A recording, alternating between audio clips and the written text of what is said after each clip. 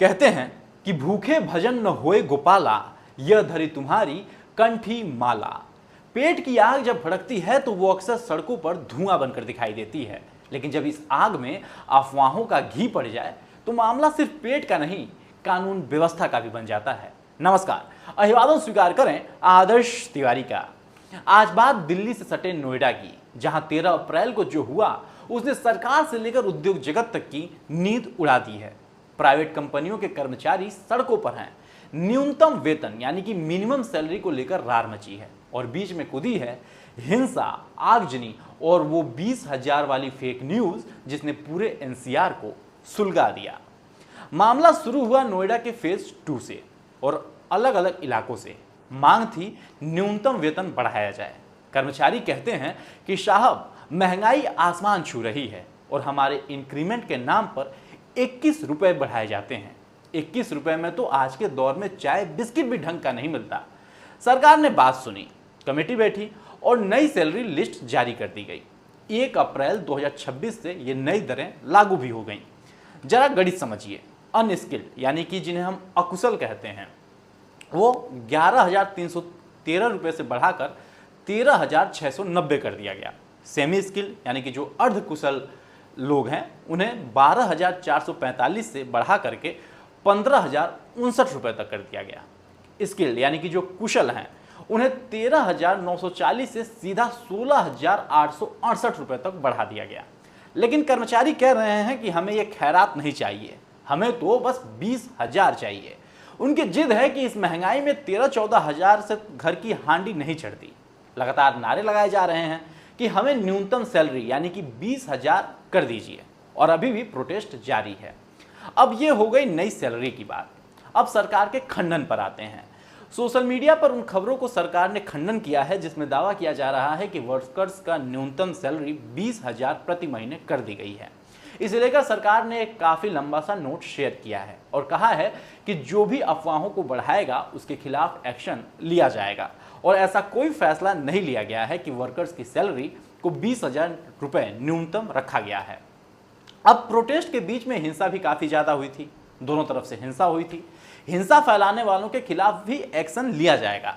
ऐसा दावा भी किया जा रहा है कि हिंसा फैलाने में बाहरियों का हाथ हो सकता है। बाहरियों का मतलब है कि जिनका इस प्रोटेस्ट से कोई लेना देना था ही नहीं, उनका मकसद सिर्फ तोड़ फोड़ करना ही था। वर्कर्स की सैलरी से उनका कोई मतलब नहीं था, तो ऐसे लोगों के खिलाफ भी एक्शन लिया जाएगा। हिंसा को लेकर भी सीएम योगी की सरकार सख्त है।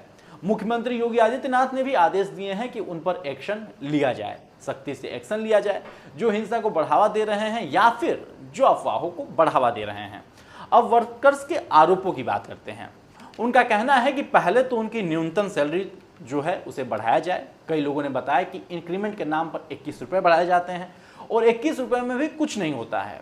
इसके अलावा महिलाओं को लेकर भी कई सारी बातें कही गई हैं। उनकी सुरक्षा को लेकर ऑफिस प्रीमिसेस के अंदर उनकी सुरक्षा को लेकर, उनकी छुट्टियों को लेकर कई जगह वर्कर्स ने आरोप लगाया कि उन्हें छुट्टी वाले दिन काम के लिए तो बुला लिया जाता है और लेकिन सैलरी के टाइम नहीं दिया जाता। जो डबल पे की बात करते हैं तो वो लोग मुकर जाते हैं। उनकी डिमांड है कि उसे किया जाए और मजदूरों के आरोप सिर्फ पैसों तक सीमित नहीं थे, बात थी मानवीय गरिमा की। महिलाओं ने कहा कि ऑफिस परिसर में सुरक्षा के नाम पर खानापूर्ति होती है।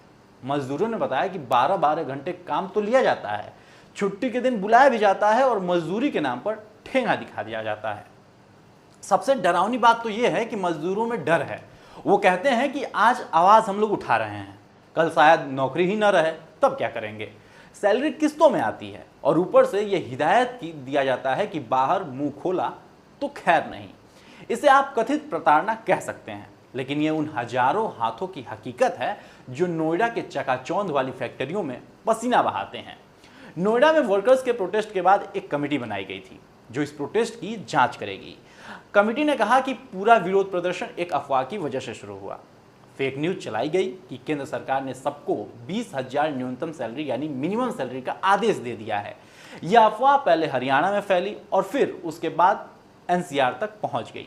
अफवाह वाला यह जो दावा है, हम आपको बता रहे हैं, यह दावा कमेटी ने किया है जो नोएडा वर्कर्स के प्रोटेस्ट की जांच के लिए बनाई गई है। आगे कमेटी ने बताया कि 13 अप्रैल को हमने मीटिंग की जिसमें दोनों पक्षों को बुलाया गया था। दोनों पक्ष यानी कि प्राइवेट जो वर्कर्स हैं और जो प्राइवेट कंपनीज के जो भी रिप्रेजेंटेटिव थे, उन्हें दोनों को बुलाया गया था। उन्हें बुलाकर एक मीटिंग की गई थी और इसके बाद महंगाई बहुत ज़्यादा बढ़ गई है, ऐसा वर्कर्स ने मीटिंग में कहा कि महंगाई बहुत ज़्यादा बढ़ गई है लेकिन हमारी सैलरी नहीं बढ़ी है। दूसरी तरफ कमेटी ने रिकमेंड किया कि नोएडा, गाजियाबाद के लिए सैलरी अलग अलग है और दूसरों जिलों के लिए अलग अलग है। कमेटी ने अब बीच का रास्ता निकालने की बात कही है। उनका तर्क है कि कर्मचारी भी बचाने हैं और उद्योग भी, क्योंकि अगर उद्योग बंद हुए तो रोजगार जाएगा और अगर कर्मचारी भूखा रहा तो उद्योग चलेंगे कैसे। लेकिन सवाल उन उपद्रवियों पर भी है जिन्होंने मजदूरों के जायज मांग को हिंसा की भेंट चढ़ा दिया। सरकार सख्त है, एक्शन जारी है।